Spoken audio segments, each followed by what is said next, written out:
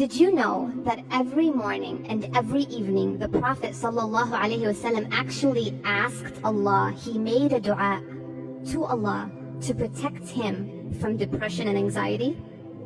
And he taught us to do the same every single day.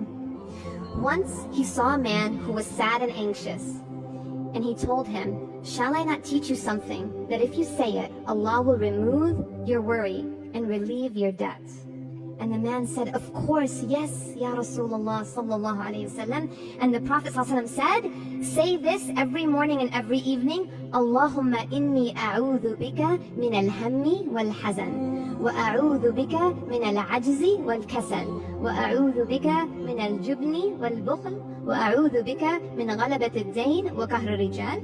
O Allah, I seek refuge in you from anxiety and sadness. I seek refuge in you, Ya Allah, from the inability and laziness. I seek refuge in you, Ya Allah, from cowardice and miserliness. And I seek refuge in you, Ya Allah, from being overwhelmed by debt and the force of men. SubhanAllah.